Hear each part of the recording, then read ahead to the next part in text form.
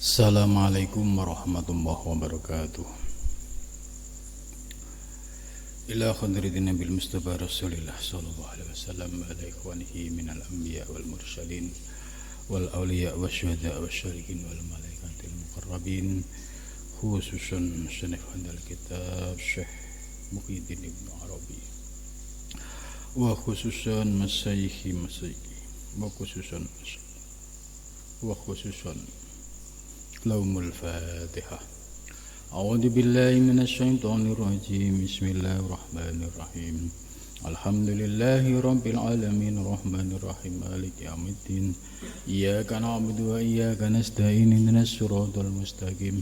Siratal ladzina an'amta 'alaihim ghairil maghdubi 'alaihim waladdallin. Bismillahirrahmanirrahim. Alhamdulillahilladzi allamani bi ulumil ulama'il muwahhidin wal muhaqqiqin wa arsadani ila tariqim mustaqim. Wassalatu wassalamu ala sayyidil wujud wal arwah nabiyyina Muhammad sallallahu alaihi wasallam alladzi jaa bisyari'ah wa tariqah wal haqiqah wal ma'rifah wa ala alihi wa sahbihi ajmain, amma ba'du. Rabbi shrah li sadri wa yassir li amri wa hlul 'uqdatam min lisani yafqahu qawli. Amin. Subhanaka la ilma lana illa ma 'allamtana innaka antal alimul hakim.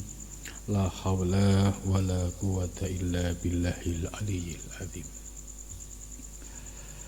Malam ini kita melanjutkan kajian kitab Al-Futuhat Al-Makkiyah juz 1 sampai pada pembahasan Al-Babus Tsani fi ma'rifati maratibil huruf wal harakat, yaitu masih membahas tentang ma'rifah, mengetahui tingkatan-tingkatan huruf dan harokat. Malam ini kita akan melanjutkan kajian berikutnya, yaitu wa mimma yu'ayyidu ma dzakarnahu min annahu amrun biziyadah min ilmi tauhid la min ghairihi. Sebelumnya sudah dibahas ya tentang kedalaman dan keluasaan ilmu-ilmu asrarul wujud. Ibnu Arabi ya menggambarkan dengan mengutip ayat ya, laukanal bahru midadan li kalimatil rabbi lanafidal bahru qabla an tanfad. Kemudian ayat lain, walau annama fil ardi min syajarati aqlam wal bahru yamudduhu min ba'dihi syab'atu abhurin ma nafidat kalimatullah.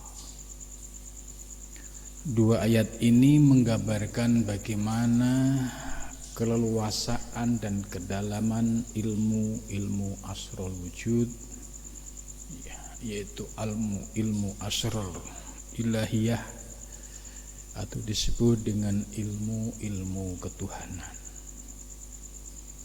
Ibarat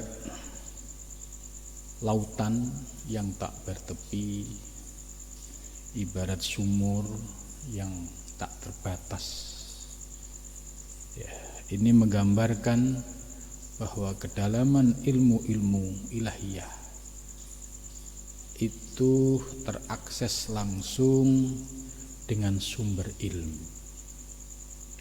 Maka ketika terakses langsung dengan sumber ilmu al-alim, maka kita akan dapat memperoleh keluasan dan kedalaman ilmu. Namun bagi orang-orang yang telah mendapatkan ilmu asrarul uluhiyah, rahasia-rahasia ketuhanan ini, tentu sudah pasti ya memperoleh satu anugerah yang istimewa.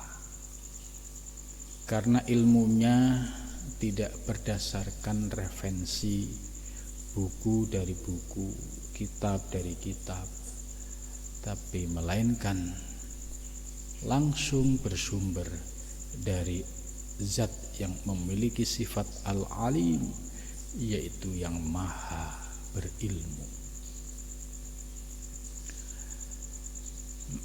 Hal ini dapat kita lihat salah satu contoh ya dalam kitab Al-Futuhat Al-Makkiyah ini. Ada 9 jilid. Setiap jilidnya kita baca ya 1-2 baris. Itu uraiannya sudah sangat panjang sekali. Syekh Ibnu Arabi juga menjelaskan bahwa apa yang ditulis oleh Syekh Ibnu Arabi dalam kitab ini adalah sesuatu yang diperoleh langsung dari Allah Subhanahu wa taala. Maka sumber-sumber yang ada di dalam kitab ini ya sangat nampak sekali sebagai pengalaman ruhaniyah atau perjalanan spiritual Syekh Ibnu Arabi yang dituangkan dalam karyanya Al-Futuhat Al-Makkiyah ini. Berbeda dengan buku-buku yang ditulis oleh para ulama-ulama,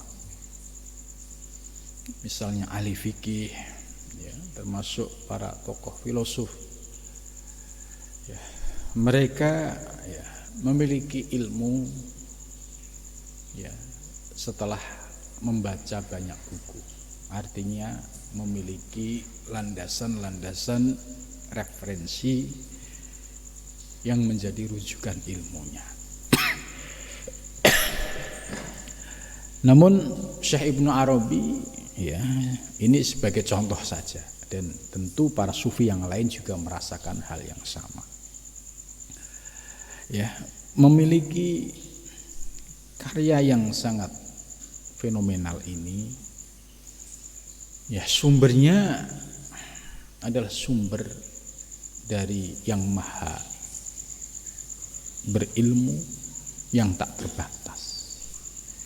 Maka uraian dalam kitab-kitab ini ya sangat otentik, ya sangat orsinil, karena sebagai proses pencerahan rohani yang kemudian ditulis dalam sebuah kitab Al-Futuhat Al-Makkiyah ini. Maka dalam doa yang dikutip oleh Syekh Ibnu Arabi dalam penjelasan minggu yang lalu, yaitu waqul rabbi zidni ilman. Sebagai hamba tetap harus memohon kepada Allah supaya zid ya tambahilah ni kepadaku ilman ilmu. Jadi kita memohon sebagai hamba yang hina, sebagai hamba yang terbatas, memohon kepada yang menjadi sumber ilmu, yaitu Allah, zat yang memiliki sifat al-alim. Ilmu yang dimaksud di sini bukan sebatas ilmu agama, tapi seluruh keilmuan yang terkait dengan alam semesta, termasuk biologi, ilmu fisika, ya ilmu kimia. Itu semua adalah bagian dari ilmu-ilmu Allah. Nah, disinilah pentingnya bahwa Syekh Ibnu Arabi memberikan dasar tentang ilmu biologi, ilmu fisika, ilmu kimia dengan dasar ilmu tauhid. Artinya supaya tetap dipandang ya sebagai ilmu yang bersumber dari Allah Subhanahu wa taala. Bahkan tidak sebatas itu ya, di dalam melihat fenomena yang nyata dalam ilmu biologi ya, ilmu kimia, ilmu fisika, proses zat itu harus dipandang, dikembalikan kepada Allah Subhanahu wa taala. Seperti seorang ahli biologi dalam melakukan penelitian terhadap bakteri atau melakukan penelitian terhadap virus, kalau memiliki dasar ilmu tauhid yang kasfi, yang sebagaimana diurai oleh Syekh Ibnu Arabi, maka akan semakin mengokohkan ketauhidannya. Dia bisa memandang keagungan Allah Subhanahu wa taala dalam menciptakan ragam makhluk, ragam wujud dalam teori ilmu modern sebagaimana ilmu biologi, fisika dan kimia. Apakah ilmu modern, sains dan teknologi juga ini terlepas dari tauhid? Tentu tidak. Sebab perkembangan ilmu sains dan teknologi juga harus dikaitkan dengan prinsip ilmu tauhid. Sebab perkembangan ilmu sains dan teknologi tidak bisa lepas dari kebesaran ilmu Allah Subhanahu wa taala. Sebagai contoh, misalkan seorang penemu ilmu sains dan teknologi, jika dipandang dari sisi ilmu tauhid ahlu kasfi, tetap memandang orang tersebut yang menemukan sebuah hasil penelitian dengan pandangan tauhid, yaitu hakikat sumber ilmunya dari Allah Subhanahu wa taala. Sekalipun orang yang melahirkan teknologi tersebut tidak memiliki agama, bahkan tidak percaya dengan Allah Subhanahu wa taala, tapi hakikatnya ilmu yang muncul dari pikirannya itu bersumber dari yang maha berilmu, yaitu Allah Subhanahu wa taala. Kenapa kok bisa demikian? Padahal mereka mengakui bahwa ini ilmu saya.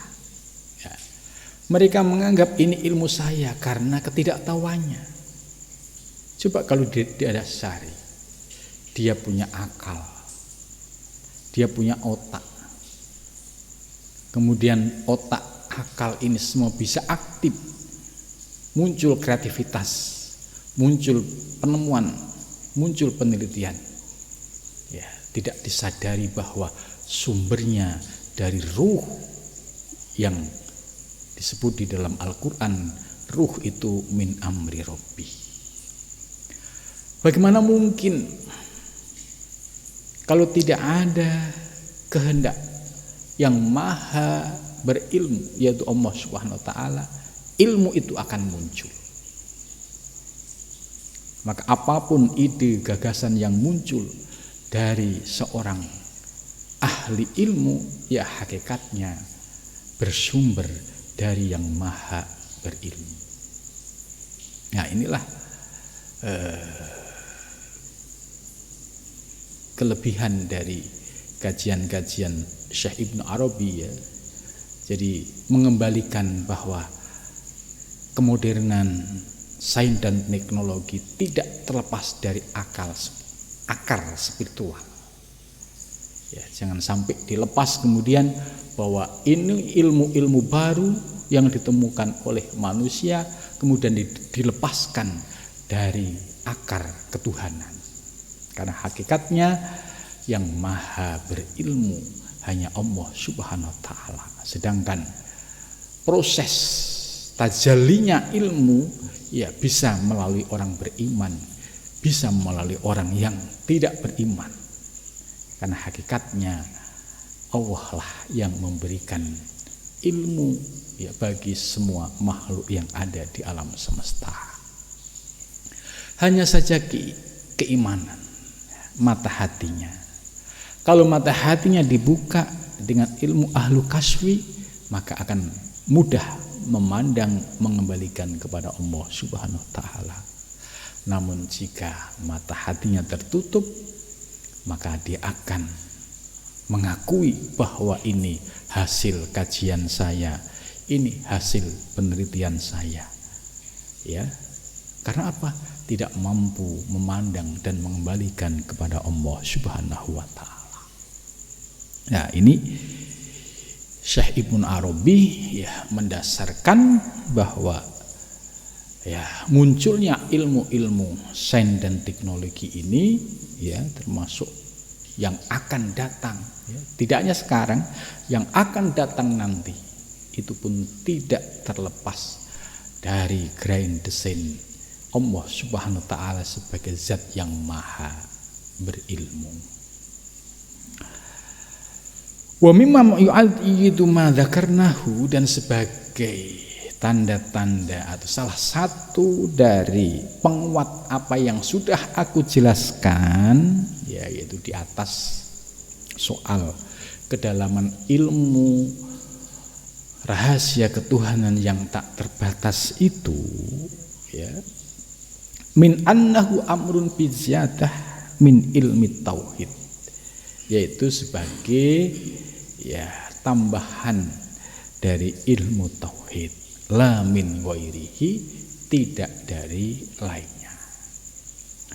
Annahu kana, sesungguhnya kana telah ada siapa Rasulullah sallallahu alaihi wasallam, idza akala, apabila telah makan siapa Rasulullah sallallahu alaihi wasallam, qala, berdoa siapa Nabi, Allahumma barik lana fihi wa at'imna khairan minhu. Gitu. Allahumma, ya Allah, barik, berkahilah, lana, bagi kami, fihi, di dalam rizki yang dimakan. Jadi doa Nabi ini menggambarkan bahwa Rasulullah Shallallahu Alaihi Wasallam dalam setiap makan, ya kalau Arab itu ya makanan sehari-hari adalah kurma. Kalau kita di Indonesia makan sehari-harinya adalah nasi. Ketika sedang makan ini, ya, apakah terlintas dialog? Ya, dialog ini sebagai doa. Ya, dengan berkata di dalam hati, Allahumma barik lana fihi, ya Allah, berkahilah kepada kami fihi, di dalam makanan yang telah Engkau berikan. Ini artinya bahwa kita disuruh untuk tafakkur, berpikir secara mendalam, secara tauhid yang didasari dengan ilmu tauhid. Contoh ya, untuk melihat nasi misalkan yang ada di hadapan kita serta lauk ikan misalnya, apakah pada saat di depan kita sudah ada nasi dan ikan itu kita punya kesadaran untuk tafakkur sejenak, bersyukur kepada Allah, berdoa kepada Allah, bagaimana proses nasi ini sampai di depan kita, dan bagaimana proses ikan ya yang ada di depan kita, dan juga termasuk sayur mayur yang ada di depan kita. Kalau kita mau berpikir ya ini secara tauhid ya, supaya kita punya rasa syukur yang tinggi ya, contoh nasi tadi, nasi sampai pada proses final di hadapan kita tinggal muluk ya, itu kalau kita analisa mundur ya, prosesnya kan panjang ya. Dari pedagang ya ke pedagang, dari pedagang sampai ke dari Pak Tani, dari Pak Tani prosesnya juga cukup panjang ya, perjuangannya itu ya hampir 3 bulan lebih ya. Di situ juga suka dukanya cukup banyak ketika musim panen ya, terkadang mengalami harga turun ya. Lah, kemudian kita yang tidak pernah merasakan susah payah menanam padi ya, tiba-tiba sudah di depan kita. Nah, ini kira-kira muncul enggak kesadaran kita untuk bersyukur kepada Allah Subhanahu wa taala? Ternyata nasi ini panjang prosesnya. Kemudian siapa yang mewujudkan nasi? Ya, mulai dari ya Pak Tani nebar benih, kemudian menjadi wineh ya kalau bahasa Jawanya, kemudian ditanam, kemudian sampai beranak pinak gitu. Ya, semua bisa mewujud menjadi beras, menjadi gabah atau akhirnya menjadi beras. Itu ya hakikatnya Allah yang mengadakan. Karena tanpa air ya tidak akan padi itu berproses. Nah, air ini siapa yang menciptakan? Dengan air pula padi ini ya bisa berproses dari awal tanam sampai waktunya memanen. Kesadaran ini kalau kita lihat begitu susah payahnya Pak Tani, sementara kita orang di kota tinggal makan ya, kok tidak mampu bisa mensyukuri, tidak mampu mensyukuri atas nikmat Allah. Maka doa Nabi Allahumma barik ini supaya ya Allah berilah keberkahan rezeki nasi yang sudah ada di depan mata ini. Kalau nasi ini membawa keberkahan, itu efeknya akan membuat enteng kita di dalam menjalankan ketaatan, akan menjadi penerang. Ya, maka kita selalu disunahkan ya untuk membaca basmalah dan doa itu, ya, supaya tidak dimasuki oleh iblis. Ya, nah, disitulah kita baru bisa membedakan antara orang yang makan dengan posisi tergesa-gesa dengan orang yang makan didahului ya dengan baca bismillah yang benar, berdoa yang benar, kemudian bertafakur sejenak tentang proses tahapan nasi sampai di meja makan. Akhirnya terurai, semua kembali kepada Allah. Kemudian kita melihat ikan laut. Ikan laut yang ada di depan kita juga prosesnya panjang. Entah ini dari laut mana. Ya, siapa yang menghidupkan ikan? Kemudian nelayan bisa menangkapnya. Kemudian akhirnya di depan kita tinggal makan. Hakikatnya siapa yang menciptakan ikan? Ya, kembali kepada Allah Subhanahu wa ta'ala. Sayur mayur juga sama. Orang-orang Jakarta tidak punya kebun untuk nanam sayur mayur ya. Pasti sayur mayur ini kiriman dari luar Jakarta. Pernahkah ya kita berpikir secara mendalam, secara tauhidi ya. Oh, ini prosesnya oleh petani sayur ya, prosesnya juga panjang sampai di depan kita tinggal mengolah, istri mengolah, kita tinggal menikmati. Lah, dari sinilah akan nampak bagi orang yang tidak dibukakan pintu hatinya, ya dia makannya lahap. Ya, makannya lahap karena hanya ngejar supaya tidak lapar, untuk memuaskan rasa lapar. Apakah dia ingat Allah? Tentu sulit. Dia ketika selesai ya buru-buru alhamdulillah itu. Yang diingat luar biasa nikmatnya gitu. Tapi bagi orang yang ahli tauhid, ya kita dianjurkan mulai dari baca bismillah. Bismillah ini pun didasari dengan ilmu tauhid pula. Tidak sekedar bismillah yang sebatas di bibir. Bismillah dengan nama Allah, dengan kehendak Allah, Ar-Rahman, Ar-Rahim, ya semua menjadi wujud yang nyata, ya dengan tajalli sifat Rahman dan Rahim. Akhirnya makanan ini tersaji di depan piring kita.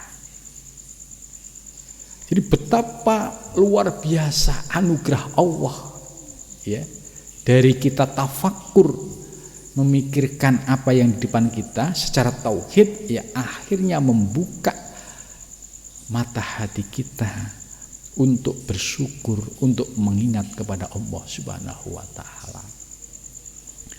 Maka ada sebuah kisah ya seorang yang dikenal dengan Arifin Billah. Beliau itu kalau ada tamu ya selalu memberikan keteladanan. Kalau makan itu sampai habis, tidak tersisa sedikit pun. Gitu.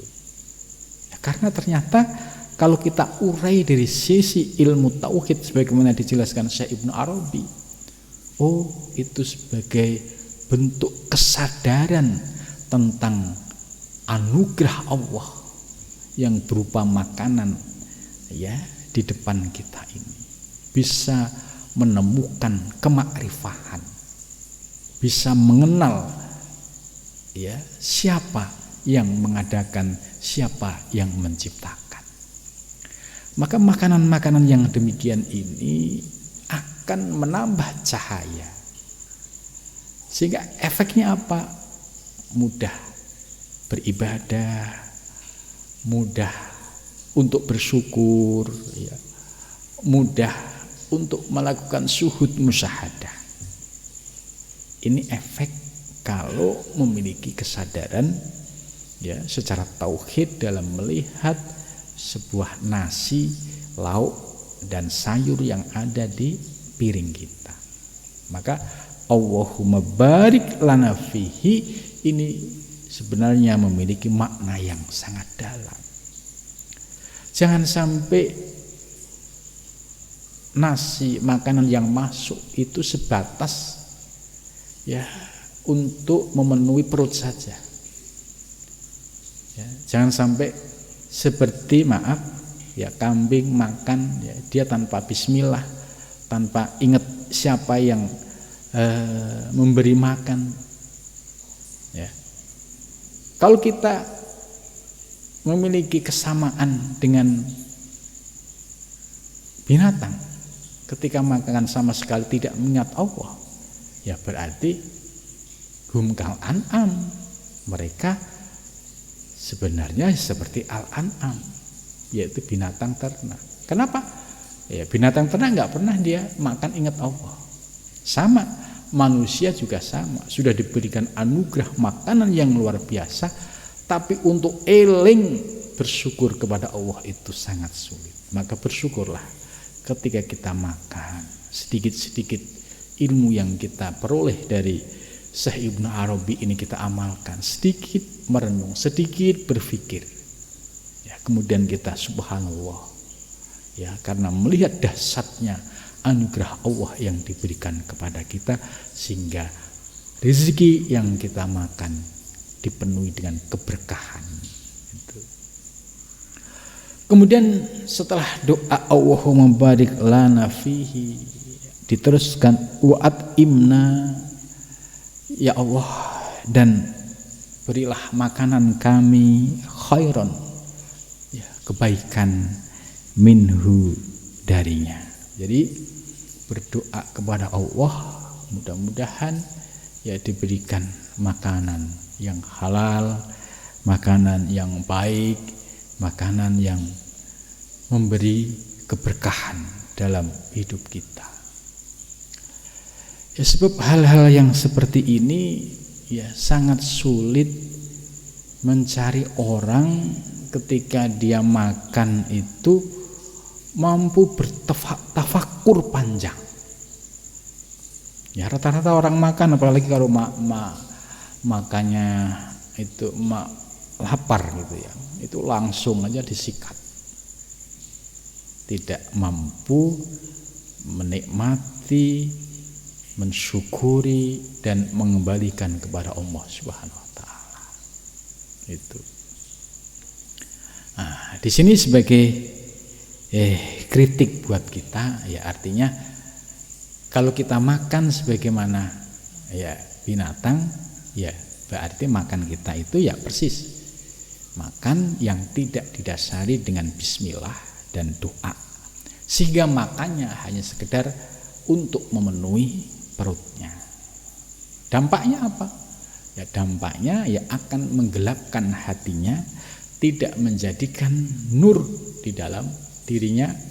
Ya ketika tidak menjadikan nur, maka yang dominan adalah nafsu amarah dan lawamahnya. Ya diajak sholat berat, diajak ngaji berat, semakin berat. Yang biasanya ngaji itu enteng, kok semakin berat. Kenapa? Ya nafsunya narik-narik. Biasanya jamaah enteng, kok jadi nggak pernah jamaah. Kenapa? Ya nafsunya narik-narik lagi. Dan ini semua ya bisa berawal dari cara makan kita yang salah. Itu.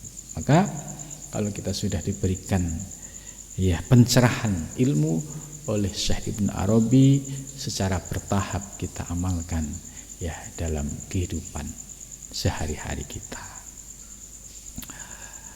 Jadi doanya Allahumma barik lana fihi wa at'imna khairan minhu. Jadi Allahumma barik lana fihi wa at'imna khairan minhu. Gampang kan? Allahumma barik lana fihi wa at'imna khairan minhu. Ini doa yang dikutip oleh Syekh Ibnu Arabi ya berdasarkan dari hadis Nabi besar Muhammad sallallahu alaihi wasallam. Wa idza syaraba labanan qala, dan ketika meminum siapa Nabi labanan susu, qala berdoa siapa Nabi, Allahumma barik lana fihi wazidna minhu.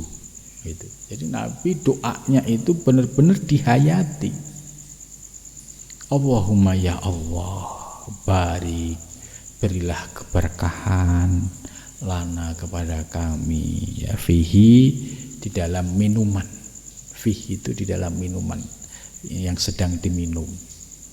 Kalau zaman Nabi itu susu ya, kalau kita ya bisa minum air putih, bisa minum air-air yang lain ya, itu bisa menggunakan doa ini. Wazidna, dan tambahilah kami ya, ditambahi keberkahan, ditambahi rasa syukur ya, ditambahi kefutuhnya di dalam memahami ya rahasia-rahasia di balik makanan ini dan minuman, minhu darinya ya.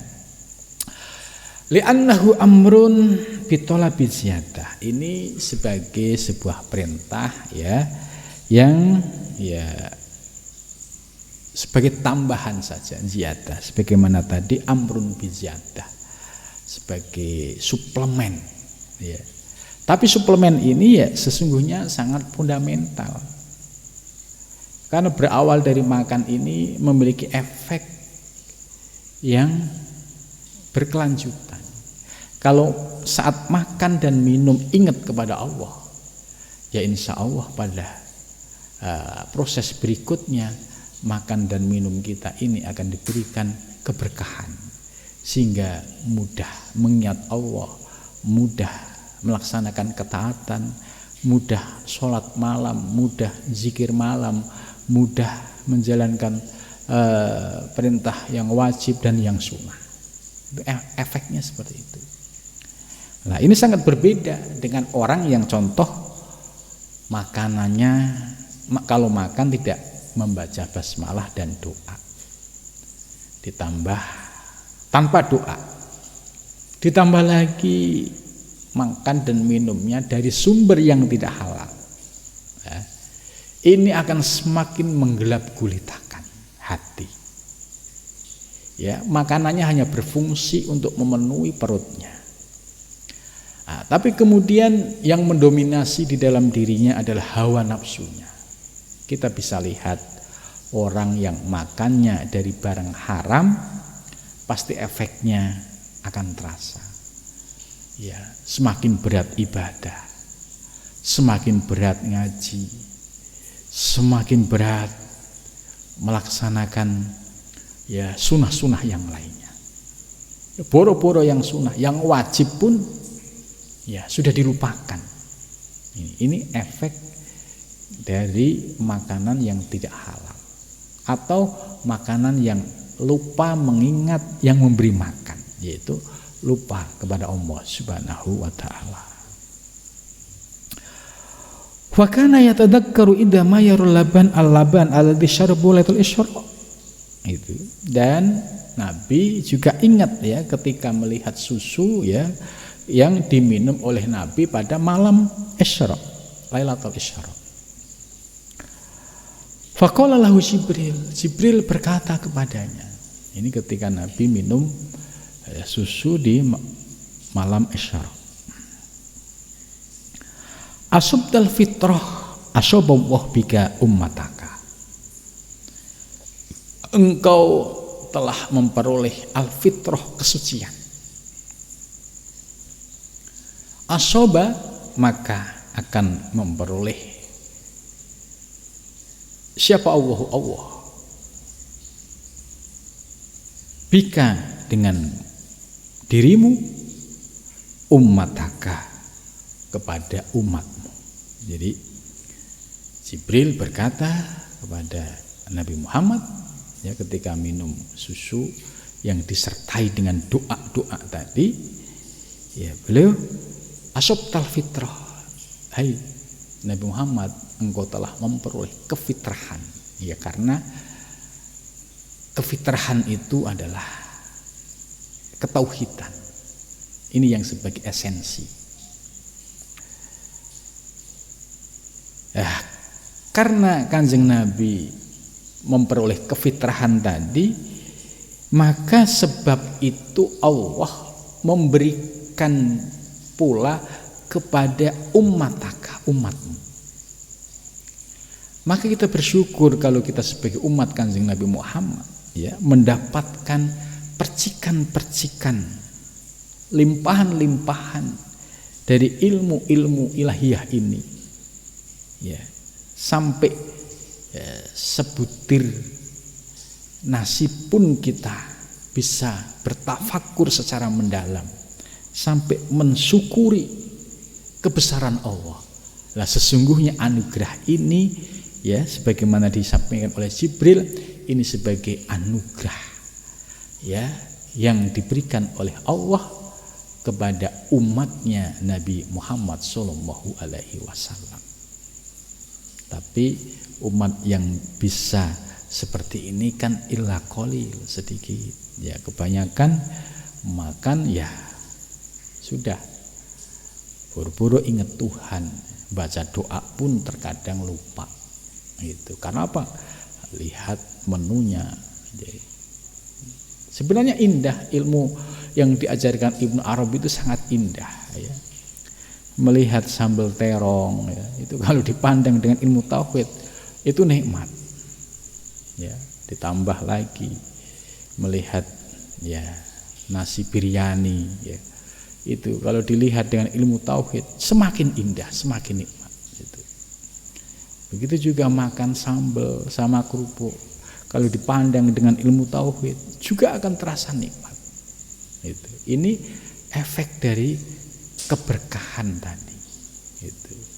Nah, Apa yang sudah diajarkan oleh Ibnu Arabi ini menurut saya ini menarik sekali, dan ini menjadi praktek ilmu tauhid yang sederhana, yang praktis gitu ya, dari hal-hal yang kecil gitu. Ini kan dilupakan oleh banyak orang ya.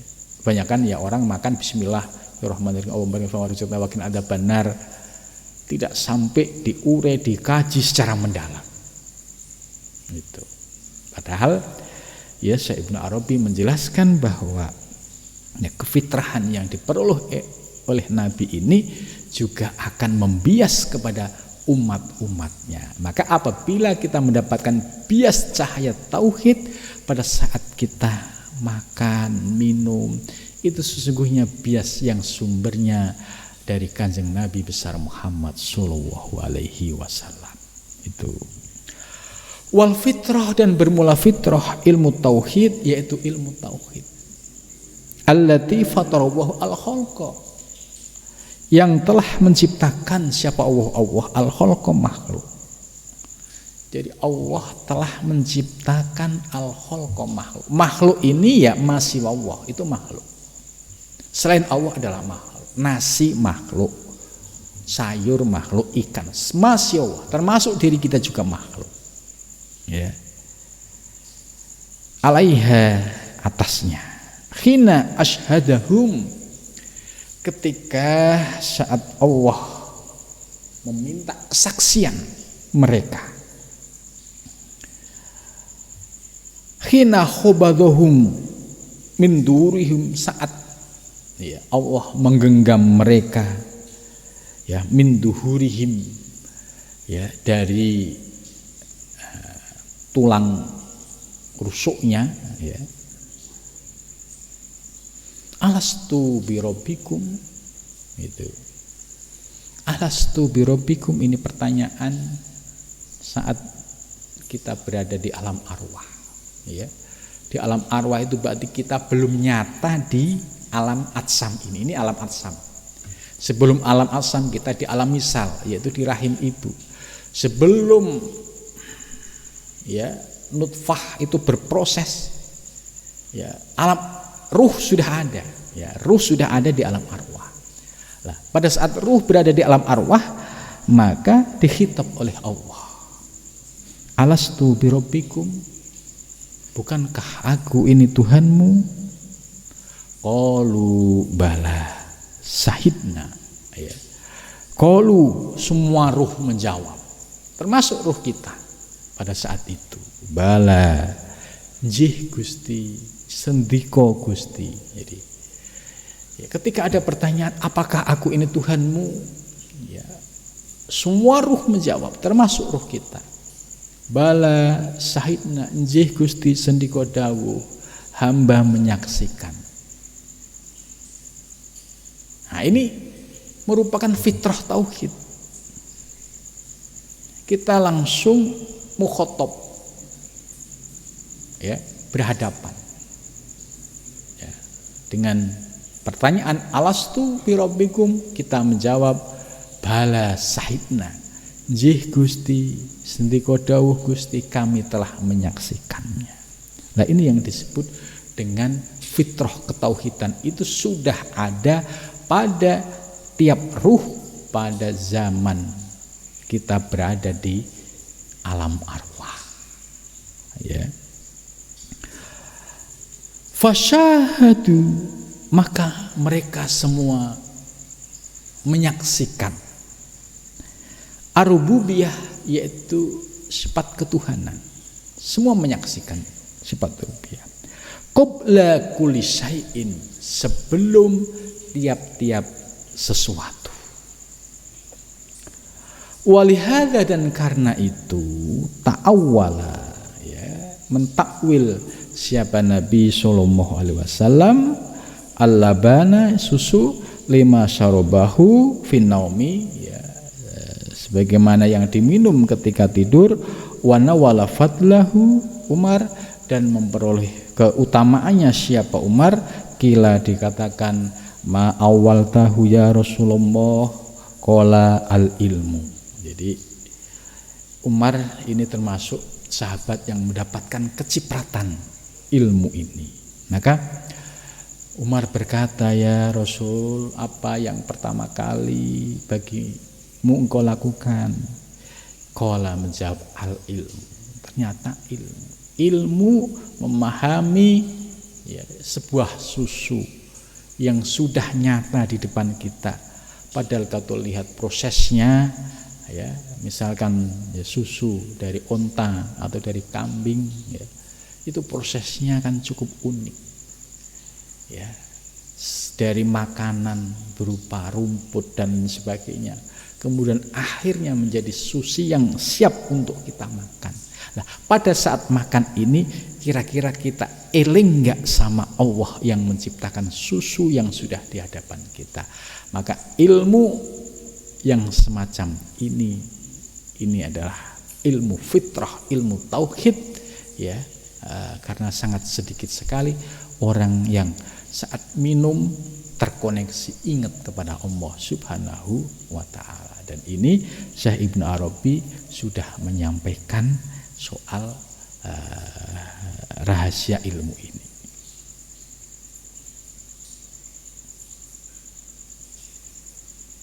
Jadi fasahatu arubiyah qabla kulli syai'in, ya. Jadi sebelum ada segala sesuatu, ya, kita semua itu sudah menyaksikan Allah. Artinya kita sudah mengenal Allah. Kita sudah ma'rifah. Itu. Ya, ini penjelasan Syekh Ibnu Arabi lah. Kita sudah punya potensi ma'rifah pada saat di alam arwah. Namun ketika di alam atsam, di alam dunia ini kemudian kita lupa sama Allah, tidak ingat sama Allah. Kemudian kita diingatkan kembali.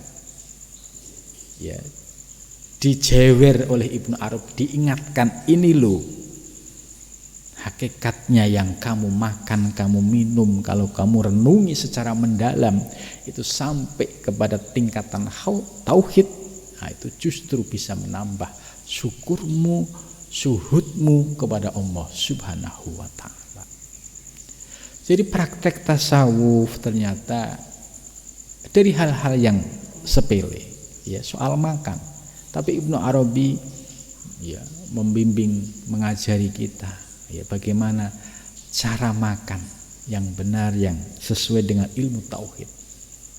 Nah, ini menurut saya ini yang istimewa.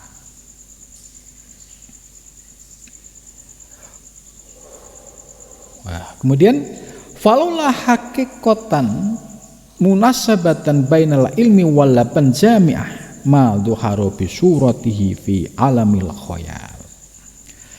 Andai tidak ada hakikat yang relevan antara ilmu dan laban dan susu jami'ah yang terkumpul ma dhuharu bi suratihi dengan sesuatu yang nyata rupanya, yaitu berupa susu yang jelas, ya, di gelas kita, ya, fi alamil khayal, pada alam khayal. Arafa dzalika man arafahu, maka bagi orang yang diberikan anugerah ilmu tauhid, dibuka mata hatinya, arafa dzalika man arafahu, maka dia akan mengenalnya, akan ma'rifah, akan mengetahui, ya, hakikat dibalik semua itu. Wajilahum man jahilahu, sebaliknya banyak juga orang yang tidak mengetahui, ya, artinya ya dia bodoh, tidak mengetahui ketika saat makan, ya, karena dia ditutup oleh Allah, tidak diberikan anugerah ilmu-ilmu rohani itu. Jadi Allah membodohkan orang-orang yang, ya, bodoh itu, yang dibodohkan. Faman ya'khudhu anillah, dan barang siapa yang mengambil ilmu bersumber dari Allah Subhanahu wa ta'ala, ya, jadi barang siapa yang mengambil ilmu dari Allah, ya, la an nafsihi, bukan dari dirinya. Itu. Jadi kalau ada orang berilmu, ya, tapi bersandarnya kepada Allah, bukan bersumber pada dirinya, ya, ini Kaifa yantahi kalamuhu abadan? Bagaimana mungkin kalamnya akan berhenti selamanya? Ya artinya kalau orang yang bersandar ilmunya kepada Allah yang sumber dari segala ilmu, ibarat dia tidak akan pernah terhenti dalam menguraikan ilmu. Karena apa? Sumbernya dari yang maha sumber ilmu. Tapi kalau an-nafsihi, kalau ilmu didasarkan dari dirinya, nah, contoh ya para akademisi sumber ilmunya nulis tesis disertasi itu dari buku ke buku. Ketika tidak memperoleh sumber referensi, ketika dia suatu saat lupa dengan apa yang dipahami, itu hilang semua ilmunya. Maka ilmu-ilmu yang diperoleh secara akademis, yaitu contoh menulis disertasi, itu ya beratnya minta ampun. Itu ilmu lahiriah, itu prosesnya juga minta ampun, mulai dari metodologi kemudian sampai mengikuti standar ilmiah, mengikuti kaidah-kaidah ilmiah. Ilmu yang lahiriah ini pun prosesnya juga jelimet. Ya. Orang nulis tesis disertasi itu ya pasti mengalami kemumetan, karena ini ilmu lahiriah pun sudah seperti itu. Kalau ilmu ini hanya berdasarkan dari proses ya min kitabin ila kitabin, ya dari buku ke buku, satu saat lupa, ya sudah hilang. Ini oleh Syekh Ibnu Arabi maksudnya, kalau ada orang membanggakan kehebatan ilmu pada dirinya, ya an-nafsihi, pasti akan terbatas. Ureanya juga terbatas. Apalagi kalau ilmunya itu lupa, ya ambiar semuanya. Tapi kalau ilmu disandarkan, ya'khudhu minallah, diambil dari Allah Subhanahu wa taala. Karena batiniahnya sudah jernih, hatinya sudah jernih, tidak ada sesuatu ma fi qalbi siwallah, maka terakses dengan sumber ilmu.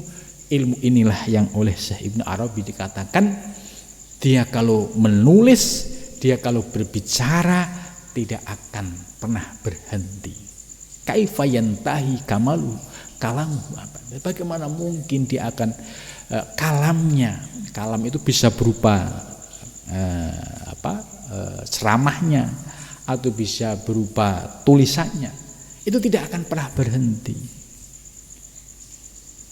Maka kalau ingin menjadi tokoh-tokoh penulis yang hebat sebagaimana Syekh Ibnu Arabi, ya itu tadi, jangan mengambil ilmu dari dirinya, dari diri kita. Ambillah dari sumbernya. Itu kalau kita bisa mengakses kepada sumbernya, kita pasti akan diberikan limpahan ilmu yang tak terbatas. Ya, inilah yang dialami oleh para sufi, ya, karena mereka telah mencapai kebersihan lahir dan batin. Fasatana baina mu'alifin, maka jauh banget, ya, satana itu jauh banget. Ini isim fi'il, ya, ai ba'uda. Ini dalam kitab Alfiyah dijelaskan. Hadatsani fulan rahimahu ta'ala an fulan rahimahu ta'ala, gitu. Jadi kalau maka jauh banget kalau ilmu yang sifatnya referensi tadi. Hadasini an fulan, saya mendapatkan ini dari fulan fulan. Ya, kalau nulis disertasi, ya ucapan ini dikutip dari buku ini. Ya. Apalagi yang nulis disertasi, tesis zaman sekarang itu, ya kutipannya harus yang otoritatif, ya, pada sumber-sumber ilmu yang memiliki otoritatif di dalam keilmuan, gitu. Tidak asal kutip, gitu. Ya. Ini satana jauh banget ya.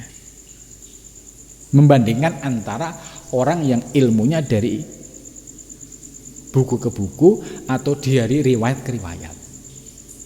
Jauh banget dengan orang yang disebut dengan al-alimur robbani, orang yang mendapatkan pencerahan langsung dari Allah Subhanahu wa taala. Wa baina man yaqulu, dan beda antara orang yang berkata hadatsani qalbi an rabbi. Ya, hadatsani telah menjelaskan kepadaku siapa Rabbi Tuhanku. Nah, yang disebut ilmu asrur rububiyah itu datangnya itu ujuk-ujuk ya. Ujuk-ujuk itu kita diberikan pemahaman, diberikan kemampuan mengurai. Ini ciri-ciri ilmu asror uluhiyah. Padahal dia itu nggak memiliki basic referensi bacaan yang cukup, tapi tiba-tiba diberikan pencerahan tadi. Maka hadatsani qalbi an rabbi ya, tiba-tiba bisa mengurai sedetil sedahsyat itu. Karena apa? Dia memperoleh pencerahan, hatinya memperoleh pencerahan, yaitu an rabbi, dari Tuhanku. Ini perbedaan antara dua orang yang ulama dohir dan ulama batin gitu. Lah, dalam memahami ini harus proporsional. Kita ini masih pemula. Terus melihat teori ini ya, kemudian memposisikan seolah-olah posisinya sebagai al-alimur robbani tadi. Ilmuku tidak berdasarkan dari buku, ilmuku langsung. Padahal zikir nggak pernah, riyadhah musyahadah nggak pernah, gitu kan. Tapi argumentasinya ilmuku ya minal khayyil ladzi la yamut. Ini dari mana? Ya, padahal untuk mencapai tahapan itu ya proses merangkaknya itu panjang, nggak ujuk-ujuk. Apalagi masih pemula. Nah ini kadang ada nafsu ya, gaya-gayaan. Aku sumber ilmuku ya bukan dari buku ke buku ya, tapi sumber ilmuku minal khayyil ladzi la yamut ya, mengutip kalimahnya Abu Yazid Al-Bustami. Ya belum, kalau belum makomnya ya jangan gaya-gayaan gitu. Ya kita jujur saja ya, kita paling tidak kita sudah punya peta keilmuan. Ya, dua-duanya baik. Ilmu yang bersumber dari buku ke buku baik, karena ilmu lahir dan ilmu juga penting ya untuk sebagai pedoman. Tapi kita harus menyadari di balik ilmu ada ilmu yang luar biasa, yaitu ilmu yang bersumber dari Allah Subhanahu wa taala. Proses untuk merasakan ilmu yang kedua ini itu ya syaratnya harus istiqomah zikir, istiqomah riyadhah mujahadah. Ibarat gelas ini kalau awalnya kotor kemudian berubah menjadi bersih, berubah menjadi jernih gitu. Maka apapun yang jatuh dalam gelas ini akan terasa nampak. Artinya ada kebersihan batin dan lahir, sehingga ilmu asror uluhiyah itu kalau menerangi hati akan menjadi terang benderang ya. Wa fihi isyaratul awal, wa fi isyaratun, dan di sini ada isyarat. Al awal ar-rabb al-mu'taqid, yang pertama adalah Tuhan yang diyakini. Wasani ar-rabb alladzi la yataqayyad fihi biwasyatin la, yaitu yang kedua Tuhan yang tidak terbatas dan dia pakai wasitoh la biwasitoh. Wa hadza huwal ilmu alladzi yahsulu lil qalbi, yaitu ilmu yang dihasilkan dalam hati minal musyahadah, dari proses penyaksihan adzatiyah, yaitu melihat objek zat, hatta ta'rifa, sehingga engkau mengenal Allah Subhanahu wa ta'ala. Wa huwa la ya'rifu ta'ala min jami' wujuhil ma'rifah. Kadzalika hadza la ya'rif. Gitu. Wa huwa dan dia la ya'rifu, tidak mengenal Allah taala min jami'i wujuhil ma'rifah, dari semua macam-macam ma'rifah. Kadzalika demikian itu hadza bermula ini la ya'rif, tidak diketahui. Fa innal aqla la yadri aina huwa.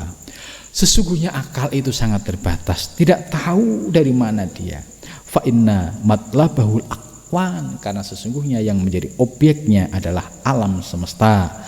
Wala kauna lihadza kamakila, dan tidak ada semesta lihadza, karena itu kamakila sebagaimana dikatakan dalam syair, dhuharat lima abqait ba'da fanaihi fakana bil kauni li'annaka kuntahu.